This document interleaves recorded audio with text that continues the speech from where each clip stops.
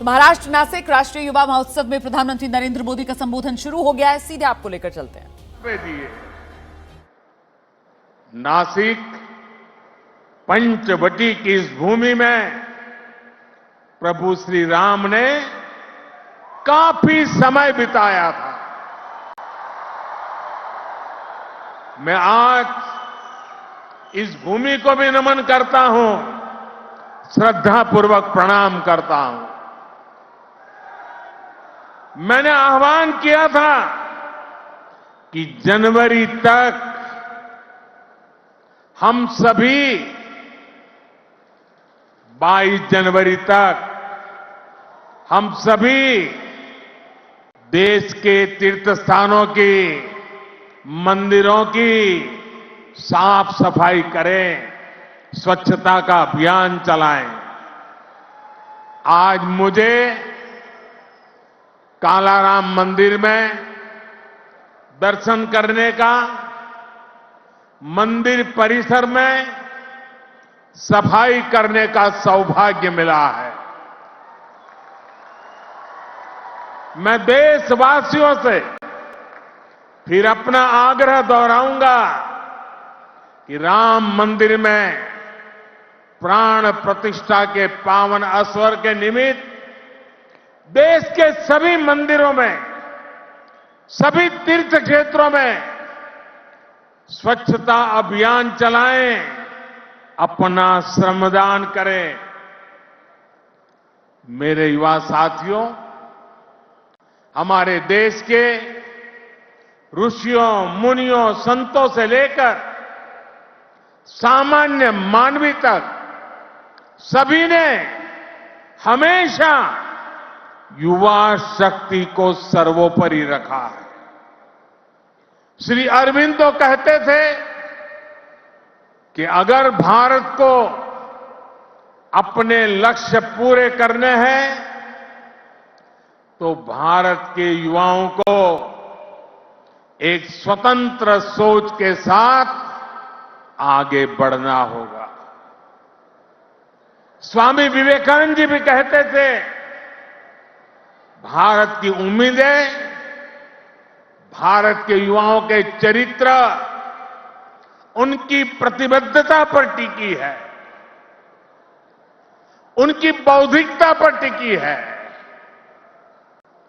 श्री अरविंदो स्वामी विवेकानंद का ये मार्गदर्शन आज 2024 में भारत के युवा के लिए बहुत बड़ी प्रेरणा है।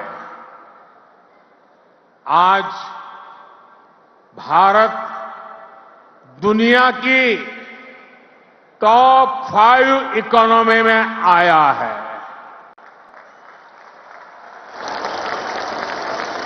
तो इसके पीछे भारत के युवाओं की ताकत है।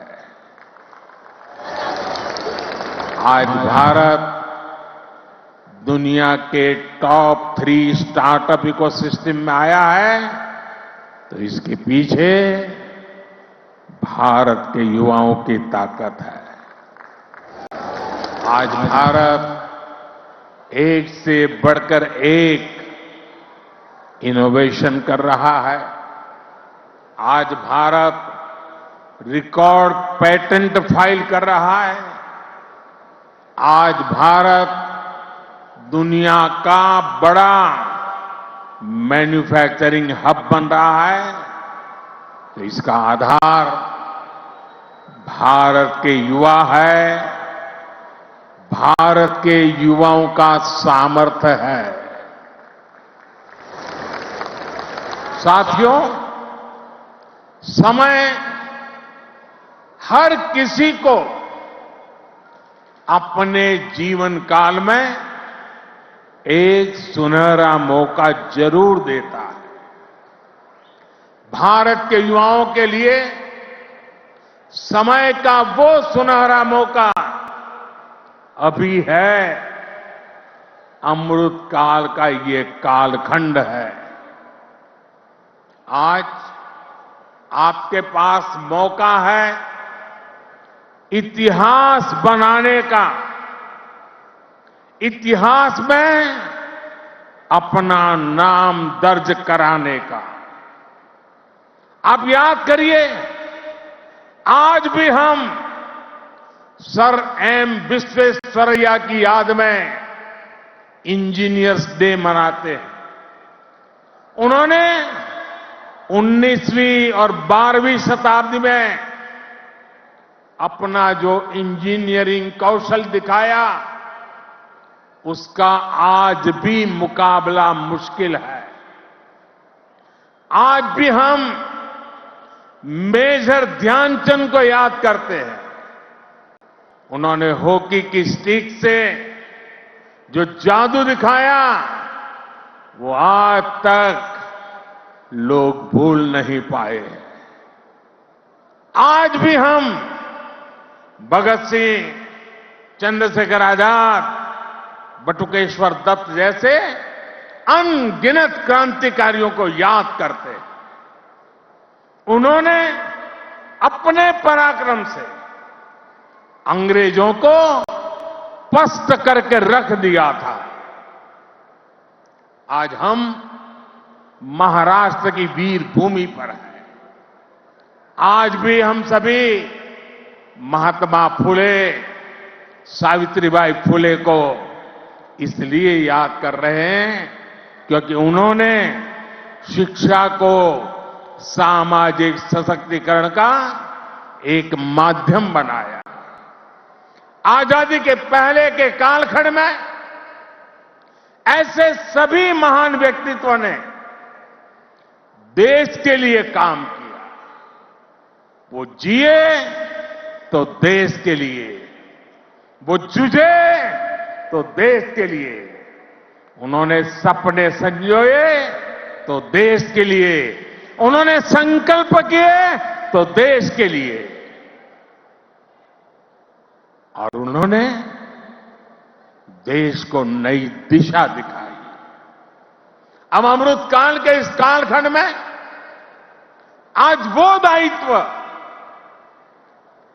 आप सभी मेरे युवा साथियों के कंधों पर है। अब आपको अमृतकाल में भारत को एक नई ऊंचाई पर ले जाना है। आप ऐसा काम करिए कि अगली शताब्दी में उस वक्त की पीढ़ी आपको याद करे, आपके पराक्रम को याद करे। आप अपने नाम को भारत और पूरी दुनिया में, दुनिया के इतिहास में स्वर्ण अक्षरों में लिख सकते हैं। इसलिए मैं आपको 21वीं सदी के भारत की सबसे सौभाग्यशाली पीढ़ी मानता हूं। मैं जानता हूं आप ये कर सकते हैं। भारत के युवा ये लक्ष्य हासिल कर सकते हैं। मेरा सबसे ज्यादा भरोसा आप सभी पर है, भारत के युवाओं पर है। मैं मेरा युवा भारत संगठन से जिस तेजी के साथ देश के कोने कोने में युवा जुड़ रहे हैं, उससे भी बहुत उत्साहित हूं। मेरा युवा भारत, माय भारत संगठन की स्थापना के बाद ये पहला युवा दिवस है। अभी संगठन को बने 75 दिन भी पूरे नहीं हुए हैं और 1 करोड़ 10 लाख के आसपास युवा इसमें अपना नाम रजिस्टर करा चुके हैं। मुझे विश्वास है आपका सामर्थ्य, आपका सेवा भाव देश को, समाज को नई ऊंचाई पर ले जाएगा। आपका प्रयास, आपका परिश्रम युवा भारत की शक्ति का पूरी दुनिया में परचम लहराएगा। मैं माय भारत संगठन में रजिस्टर कराने वाले सभी युवाओं का आज विशेष अभिनंदन करता हूं और मैं देख रहा हूं माय भारत में रजिस्ट्रेशन में हमारे युवा और हमारी युवतियां दोनों के बीच में कंपटीशन चलती है, कौन ज्यादा रजिस्ट्री करवाए। कभी युवक आगे निकल जाते हैं, कभी युवतियां आगे निकल जाती हैं। बड़ी जोरों की स्पर्धा चल रही है। साथियों, हमारी सरकार को अब 10 साल हो रहे हैं। इन 10 वर्षों में हमने पूरा प्रयास किया है कि युवाओं को खुला आसमान दे, युवाओं के सामने आने वाली हर रुकावट को दूर करें। आज चाहे शिक्षा हो, रोजगार हो, एंटरप्रेन्योरशिप या इमर्जिंग सेक्टर्स हो, स्टार्टअप्स हो, स्किल्स या स्पोर्ट्स हो, देश के युवाओं को सपोर्ट करने के लिए हर क्षेत्र में एक आधुनिक, डायनेमिक इकोसिस्टम तैयार हो रहा है। आपको 21वीं सदी की आधुनिक शिक्षा देने के लिए नई राष्ट्रीय शिक्षा नीति लागू की गई है। युवाओं के लिए अब देश में आधुनिक स्किलिंग इकोसिस्टम भी तैयार हो रहा है। हाथ के हुनर से कमाल करने वाले नौजवानों की मदद के लिए पीएम विश्वकर्मा योजना शुरू की गई है। पीएम कौशल विकास योजना की मदद से करोड़ों युवाओं को स्किल से जोड़ा गया है। देश में नए आईआईटी, नए एनआईटी लगातार खुलते जा रहे हैं। आज पूरी दुनिया भारत को एक स्किल्ड फोर्स के रूप में देख रही है। विदेश में हमारे युवा अपना कौशल दिखाया पाए, इसके लिए सरकार विदेश जाने वाले युवाओं को ट्रेनिंग भी दे रही है। France, Germany, UK, Australia, Italy, Austria जैसे अनेक देशों के साथ सरकार ने जो मोबिलिटी समझौते किए हैं, उसका बड़ा लाभ हमारे युवाओं को मिलेगा। साथियों, युवाओं के लिए नए अवसरों का आसमान खोला जाए। सरकार इसके लिए हर क्षेत्र में पूरी शक्ति से काम कर रही है। देश में ड्रोन सेक्टर के लिए नियम सरल बनाए गए हैं। सरकार आज एनिमेशन, विजुअल इफेक्ट्स, गेमिंग और कॉमिक सेक्टर्स को प्रमोट कर रही है। एटॉमिक सेक्टर, स्पेस और मैपिंग सेक्टर को भी खोला गया है। आज हर क्षेत्र में पिछली सरकारों से 2 गुनी, 3 गुनी रफ्तार से काम किया जा रहा है। ये जो बड़े बड़े हाईवे बन रहे हैं, वो किसके लिए है? आपके लिए, भारत के युवाओं के लिए। ये जो नई नई वंदे भारत ट्रेनें चल रही है, वो किसकी सहूलियत के लिए? आपके लिए, भारत के युवाओं के लिए। हमारे लोग विदेश जाते थे, वहां के पोर्ट, वहां के एयरपोर्ट देखकर सोचते थे कि भारत में ऐसा कब होगा।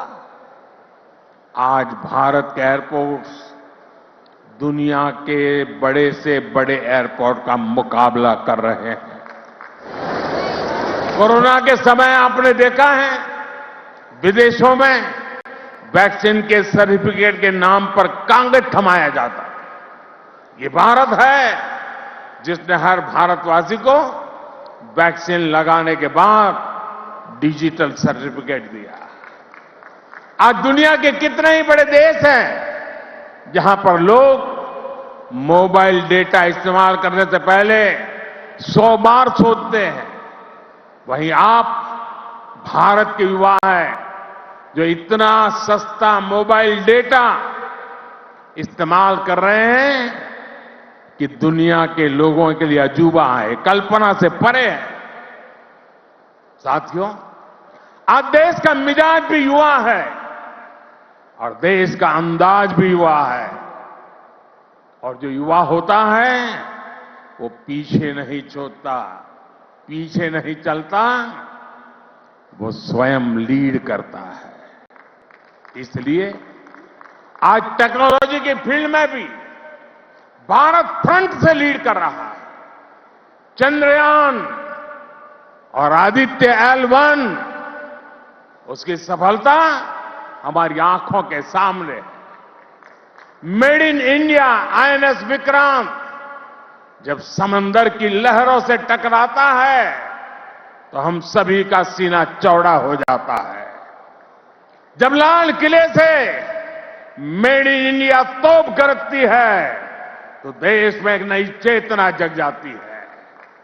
जब भारत में बना फाइटर प्लेन तेजस आसमान की ऊंचाई नापता है तो हम गर्व से भर जाते हैं।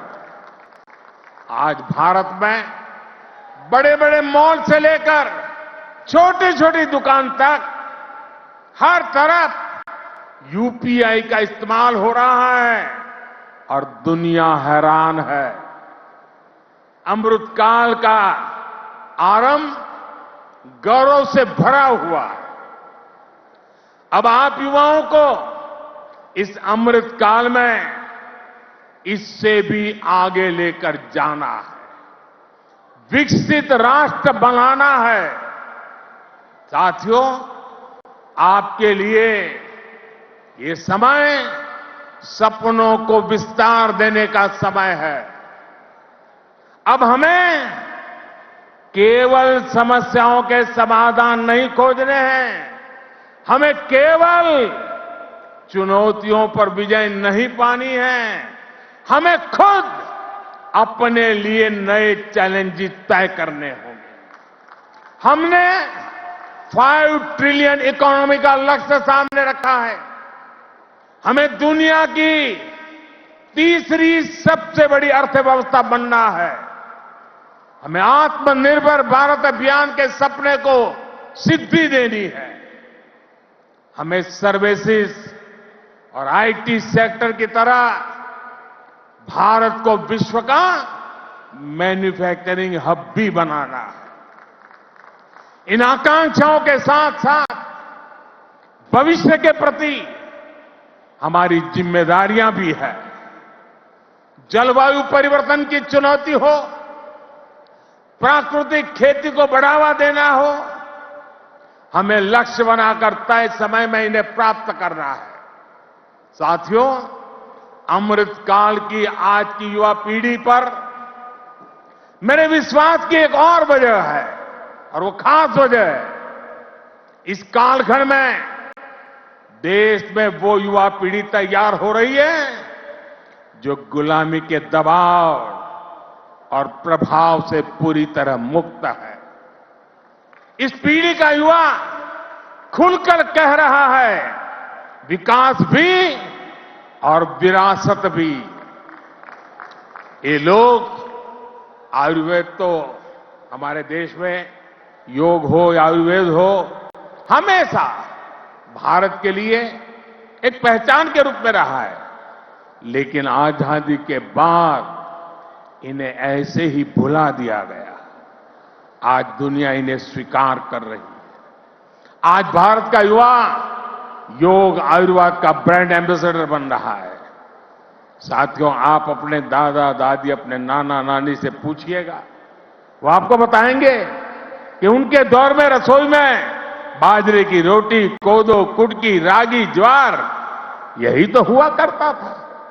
लेकिन गुलामी की मानसिकता में इस अन्न को गरीबी के साथ जोड़ दिया गया, इन्हें रसोई से बाहर कर दिया गया।